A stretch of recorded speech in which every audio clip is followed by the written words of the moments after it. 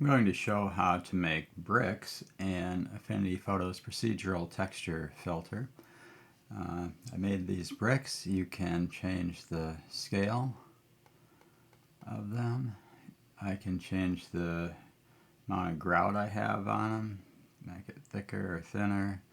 I can change the color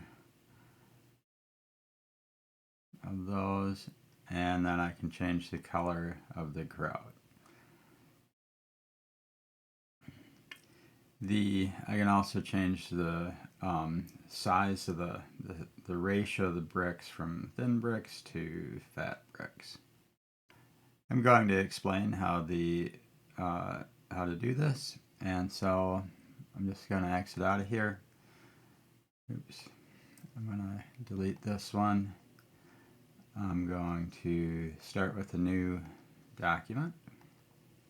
This one is 768 by 1024 in portrait mode. I'm going to choose the black color and fill, and then select the arrow. Move that over to the side. I go to filters, colors, procedural texture. When I first started thinking about this, I was watching some videos on procedural texture for Blender. They have some amazing textures they can do there, but I saw one on bricks and I thought, well, I can't do that, but maybe I can do something sort of like that. And I got some ideas from watching that video of how I might do this using Affinity Photo.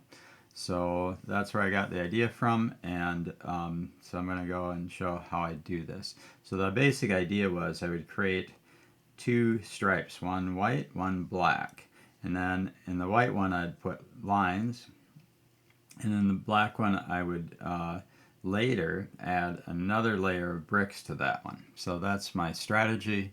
I'm going to do it. So I'm going to start with a new equation. And then I'm first going to put in the x and y coordinates and scale them. And so I'm going to use that as a variable. Let's call it v.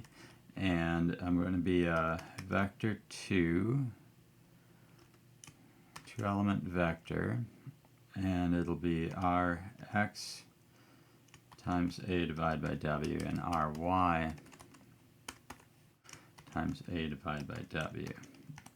And then I'll just put in oscil I of v to see what just to get started. And I need to put in a custom input for a, and there it is. So there's that. I want to turn these all on. Okay, so I started working with this. I put in a .x, and that's the wrong direction, so I put in a .y. And that looks good. But as I worked with this, I realized there isn't room for grout in this one, so I'm going to change the oscillator.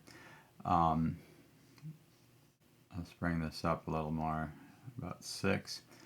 And so I changed it to a smooth oscillator, and I figured, okay, I can put a mapcui on that to change the width of the lines. So that's what I did. So I'm going to put in a smooth osclin, and that requires an additional parameter, comma, I'll just put in 1 for that, and that creates a pure triangle wave, so it doesn't look like one here, but it goes from 0 up to 1 and back down to 0 again in this oscillating fashion.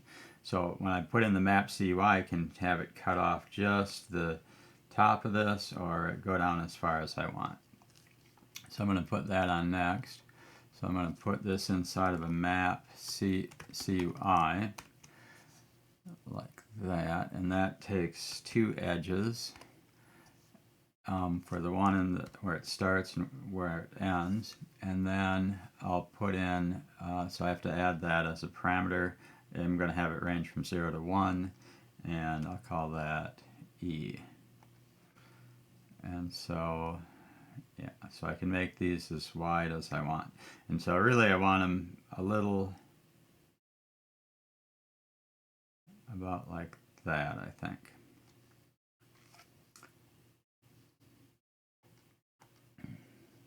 So now I'm going to make a copy. Now I'm going to make some vertical lines on this. I'm going to make a copy of this. Since this is a 1 and that's a 0, if I want to put a stripe on here through the white areas, I need to multiply. Later on, when I'm creating my other thing, I'm going to be adding to it. So in this case, I'm going to multiply, sort of like boolean algebra, where I'm doing an AND operation here. And I'm going to just copy this whole thing like that, so I don't have to type that in, and paste it over here. And this time I'm going with X. So that didn't do really what I wanted, but it did make sort of a tile. But really I want two things, and so I have to change this. So I'm going to do, turns out on this edge, if I add a 0.5 to this,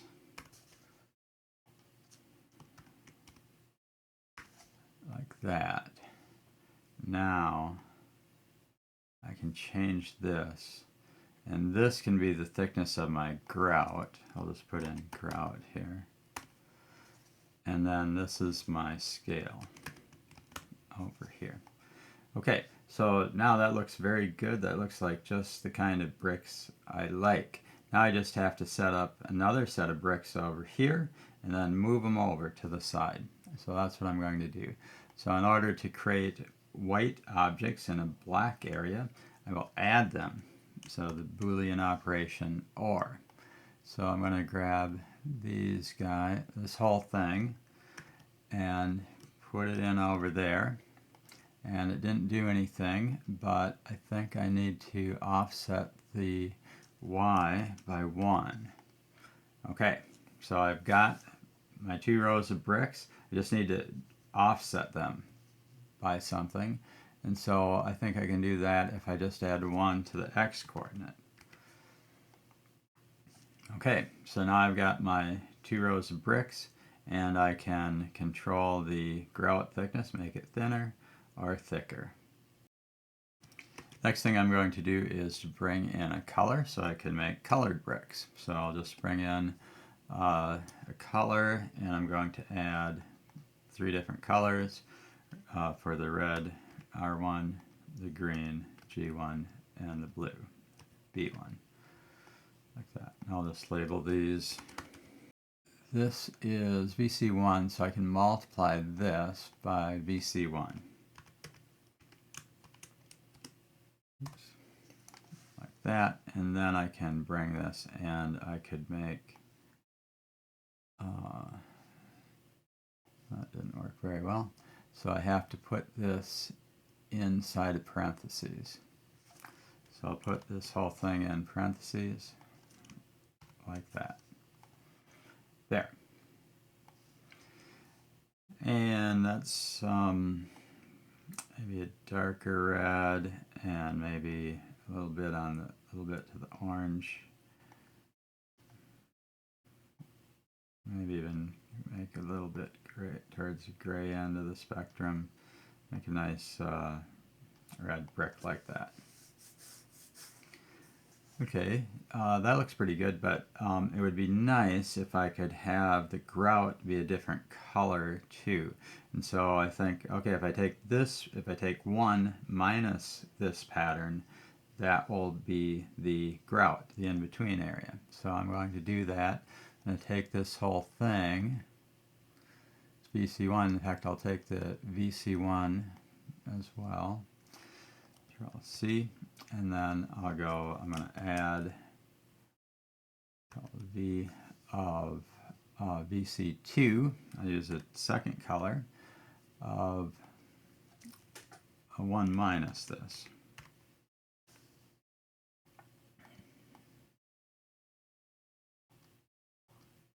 And it's already over the edge of my line here.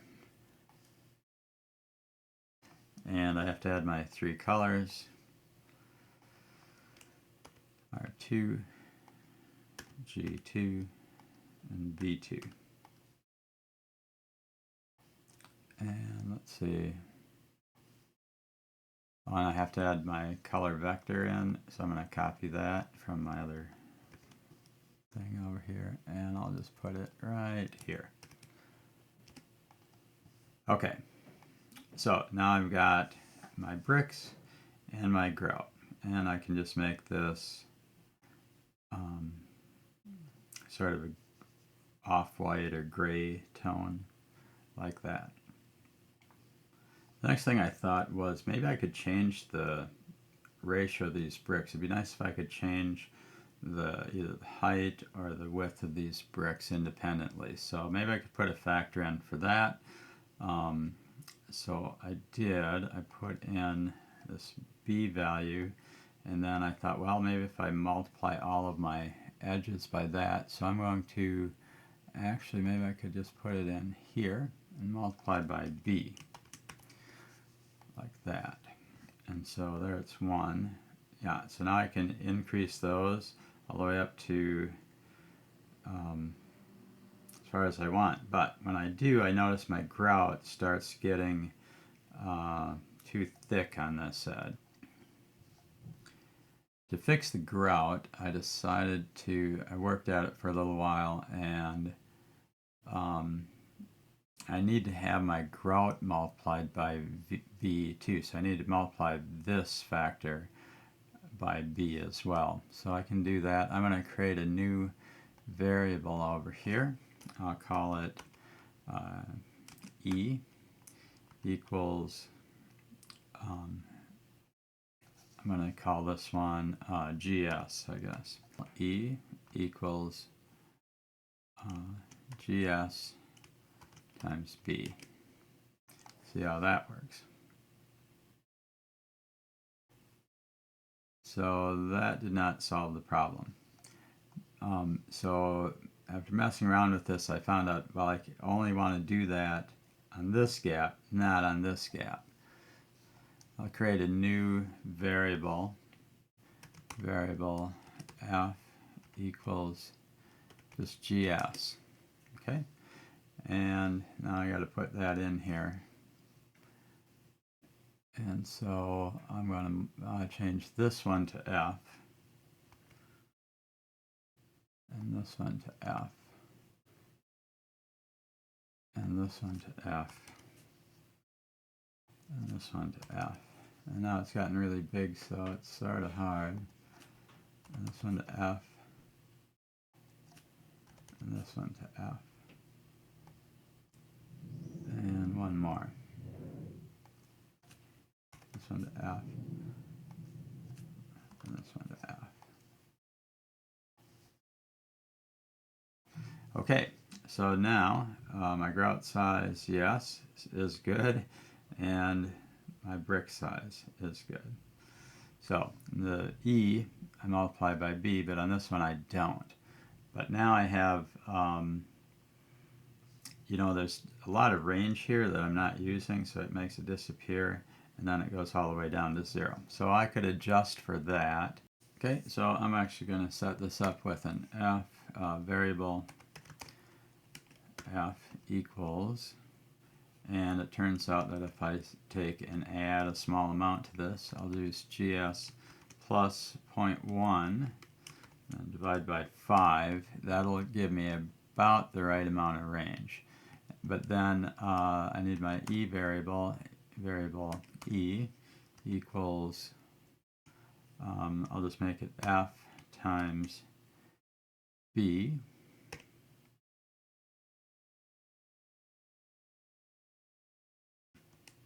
like that. Okay, now my grout size, if I bring it all the way down, it's thin. Bring it all the way up, it doesn't disappear. It is the same thickness, top and bottom. And then my brick size, that could be a little bit better. So I'm going to put in another variable for that one. So this goes from 0 to 1, and I really don't want it to go all the way down to 0. Probably 0.5 is small enough for that. So I'm going to make a variable. I'm going to call this, I'll put it up front here, variable, and it'll be, my b is equal to brick size plus 0.5. And I'll change the name of this one to BS. And I'll call this brick size.